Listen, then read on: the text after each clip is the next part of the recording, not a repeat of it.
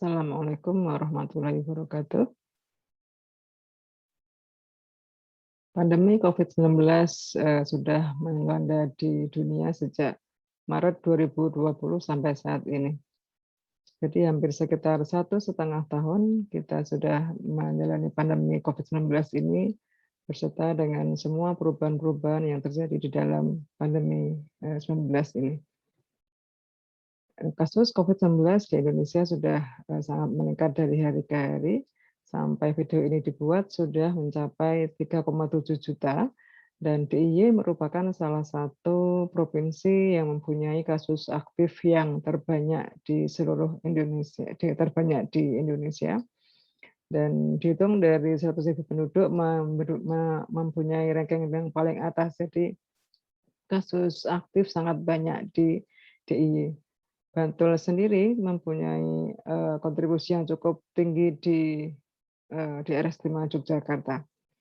Universitas Muhammadiyah Yogyakarta sebagai institusi pendidikan yang berlokasi di Bantul mempunyai kewajiban moral untuk berperan aktif di dalam pencegahan penularan COVID-19 ini tidak melalui pemberdayaan masyarakat dengan mengaktifkan kegiatan kuliah kerja nyata mahasiswa bidang kesehatan. Pada kesempatan kali ini saya akan mempresentasikan kegiatan KKN Kesehatan Mahasiswa dengan judul Upaya Peningkatan Partisipasi Masyarakat dalam Pencegahan Penularan COVID-19 dan Optimalisasi Adaptasi Kebiasaan Baru di Puskesmas Kasihan 2 Bantul. Kegiatan ini dilaksanakan bersama dengan 5 orang mahasiswa KKN dari Prodi Kedokteran FKIK UMY. Saya ambil dari web Satgas COVID di Bantul. Ini kita lihat bahwa Bantul hampir seluruhnya menduduki ranking atau merupakan daerah zona merah, ya, di mana kasusnya juga semakin meningkat dari hari ke hari. Ini kasus terakhir, ya, sangat tinggi kasusnya.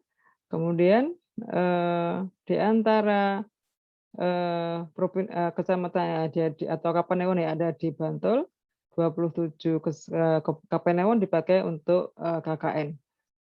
Nah, dari kegiatan ini dilaksanakan di Kasihan Bantul. Kita lihat bahwa di Kasihan Bantul juga termasuk zona merah juga, di mana kasus terakhir sampai video ini dibuat adalah 351 kasus aktif di Kapanewon Kasihan. Nah, pada hari-hari awal diterjunkan mahasiswa KKN, kami sudah melakukan analisis atau survei untuk menentukan permasalahan-permasalahan yang timbul di Puskesmas Kasihan yang terkait dengan COVID-19 bersama dengan Kepala Puskesmas, kemudian kader kesehatan, kemudian juga Satgas COVID-19 Puskesmas tempat, dan juga tokoh masyarakat. Dari analisis akar masalah, maka program yang dijabarkan melalui kegiatan ini ada 4 program utama, yaitu program pendampingan dan pemantauan penyintas COVID-19 berbasis IT, kemudian program screening komorbid bagi penduduk lanjut usia, program pendampingan pasca sembuh penyintas COVID-19, dan program edukasi pencegahan penularan COVID-19, vaksinasi, dan penerapan adaptasi kebiasaan baru bagi kader kesehatan dan masyarakat relawan. Jadi dari kegiatan ini bisa kita bagi menjadi kegiatan untuk penyintas COVID-19. Ini karena cukup beresiko bagi mahasiswa KKN, maka pendampingan dan pemantauan penyintas COVID-19 dilakukan berbasis IT, yaitu dengan menggunakan media sosial yang ada, dengan WA, kemudian juga dengan SMS, atau mungkin dengan dengan media sosial yang lain, gitu ya. Kemudian juga ada program screening komorbid bagi penduduk lanjut usia. Jadi ini pada masyarakat yang bukan penyintas COVID-19, kegiatannya adalah ditekankan pada screening komorbid bagi penduduk lanjut usia karena di Kasihan termasuk mempunyai penduduk lanjut usia yang cukup banyak. Kita tahu bahwa penduduk lanjut usia apalagi yang mempunyai komorbid mempunyai risiko yang lebih tinggi untuk terjadinya infeksi COVID-19 dan apabila sampai terkena nanti memberatnya akan lebih cepat begitu ya. Kemudian bagi penyintas COVID-19 pasca sembuh juga mempunyai program juga di mana nanti diharapkan nanti mereka juga bisa menjadi edukator yang baik untuk sekitarnya sehingga masyarakat sekitar juga bisa memberikan kontribusi untuk mencegah penularan COVID-19 ini. Ya, kemudian bagi kader kesehatan dan masyarakat relawan, kami juga mengadakan semacam sarasehan begitu terkait dengan pencegahan penularan COVID-19, kemudian juga vaksinasi dan juga penerapan adaptasi kebiasaan baru bagi kader kesehatan. Kemudian dalam dari kegiatan ini kita harapkan penderita bisa menjalani masa isolasi dengan bahagia, tanpa terkesan dikucilkan, dan merasa diperhatikan sehingga imunitas bisa terjaga dan sembuh.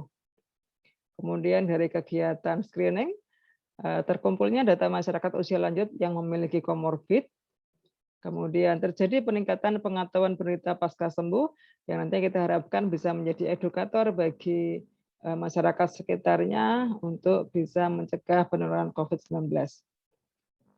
Kemudian dari kegiatan sarasehan, kita harapkan terjadi peningkatan kesadaran masyarakat terkait pentingnya mematuhi protokol kesehatan selama adaptasi kebiasaan kehidupan baru di masa pandemi COVID-19 melalui optimalisasi pemberdayaan kader kesehatan dan masyarakat relawan. Metode pelaksananya adalah kita menggunakan koordinasi dengan pihak puskesmas untuk penentuan jadwal kegiatan, teknis pelaksanaan, dan siapa saja menjadi PJ kegiatan. Kemudian persiapan alat-alat, bahan dan sarana, dan serta prasarana. Dan kemudian juga menghubungi pihak-pihak yang terkait dengan tiap kegiatan. Selanjutnya melaksanakan kegiatan secara teliti, efektif, dan efisien sehingga mencapai tujuan yang diharapkan, serta yang terakhir adalah evaluasi kegiatan dan rencana tindak lanjut agar program selalu berkelanjutan. Ini adalah beberapa foto kegiatan, di mana ini adik-adik dengan protokol kesehatan yang cukup ketat, jadi mereka selalu menggunakan APD level 2. Ya, ini adalah salah satu salah satu pelaksanaan untuk prokes agar tetap aman dan terjaga dengan baik. Ini adalah kegiatan pada saat screening komorbid lansia. Ya, kemudian yang di bawah ini adalah kegiatan sarasehan untuk kader kesehatan dan relawan kesehatan yang terkait dengan edukasi terkait dengan pencegahan COVID-19, kemudian dan juga vaksinasi COVID-19 yang waktu kegiatan ini memang belum dilakukan. Dan menurut informasi di Kasihan Bantul juga cukup antusias masyarakat untuk melakukan vaksinasi COVID-19. Kemudian ini adalah salah satu peran mahasiswa di dalam membantu puskesmas untuk memberikan obat-obatan, menyalurkan obat-obatan, dan juga pendampingan penyintas COVID-19 yang melakukan isolasi mandiri di rumah masing-masing. Dari foto yang di paling atas ini adalah serah terima barang-barang hibah dari UMY untuk Puskesmas Kasihan. Ya, barang-barangnya ini adalah betul-betul barang-barang yang dibutuhkan oleh masyarakat, oleh Puskesmas berdasarkan masukan-masukan dari dokter umum dan juga tenaga kesehatan yang ada di Puskesmas. Kita memberikan satu set pemeriksaan THT, kemudian juga poster-poster ya, dan juga alat-alat untuk pemeriksaan kesehatan secara umum, ada tensimeter, kemudian termometer termogan, dan lain-lain. Ini adalah hasil-hasil karya mahasiswa KKN bekerjasama dengan Puskesmas dalam membentuk membuat poster kesehatan, ya ini ditempelkan di tempat-tempat yang strategis ya. Kemudian juga bekerja sama dalam membuat buku saku pasca sembuh COVID-19 ini buku ini memang tidak dicetak karena memang dari Puskesmas sendiri menghendaki dalam bentuk online begitu ya, dalam bentuk file sehingga akan lebih mudah disalurkan ke penyintas COVID maupun bagi pasca sembuh penyintas COVID-19 sehingga bisa menjadi pegangan bagi mereka untuk menjalani isolasi mandiri maupun pasca sembuh. Ya, kemudian juga poster-poster untuk kegiatan-kegiatan yang lain yang ini juga dalam bentuk leaflet ya yang dibagikan ke masyarakat sekitar. Hasil dan pembahasan secara umum kegiatan pengabdian masyarakat berjalan dengan lancar. Adapun didapatkan hasil kegiatan sebagai berikut. Jadi pendampingan dan pemantauan penyintas COVID-19 yang menjalani isolasi mandiri berjalan dengan cukup efektif sehingga dapat membantu meningkatkan peran puskesmas dalam melayani pasien COVID-19. Kemudian program edukasi juga berjalan dengan baik edukasi terhadap pasien COVID-19 yang sedang dalam masa isolasi mandiri maupun terhadap pasien-pasien lansia. Hal ini juga ditunjang juga dengan adanya waktu konseling dan edukasi baik secara lisan maupun dengan media. Pelaksanaan posyandu dan screening komorbid pada pasien lansia bisa berjalan dengan cukup baik juga, meskipun ada kendala di lapangan dengan kerjasama yang baik dengan pihak mitra dan garda kesehatan, maka program tetap bisa dijalankan meskipun kurang optimal. Jadi memang kegiatan untuk screening lansia dari yang door to door memang tidak begitu terlaksana dengan baik karena mengingat resikonya cukup besar. Sehingga dari pihak DPL maupun dari pihak Puskesmas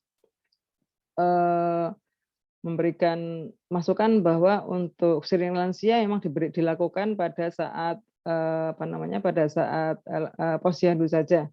Itu pun tetap dengan protokol kesehatan yang cukup ketat. Kemudian seminar atau sarasian sosialisasi peran vaksin bagi garda kesehatan juga bisa berjalan dengan baik yang terbukti dengan antusiasnya peserta di dalam mengikuti seminar dan juga mereka sangat antusias di dalam tanya jawab atau diskusi pada saat seminar. Narasumber yang didatangkan adalah dari dosen FHIK UMY khususnya dari bidang internis atau penyakit dalam yang pakar di dalam hal COVID-19. Kesimpulannya, secara umum dengan semua kegiatan berjalan dengan lancar dengan tingkat partisipasi hampir 100%, namun kegiatan screening komorbid door to door memang tidak bisa dilaksanakan secara maksimal mengingat terlalu berisiko untuk mahasiswa KKN. Pada kesempatan kali ini saya juga mengucapkan terima kasih kepada pihak LP3M, UMY, program KKN PPM dan juga Puskesmas Kasihan 2 Bantul sebagai mitra program KKN tematik kesehatan pada kelompok 23. Ini adalah daftar pustaka yang kami gunakan. Terima kasih.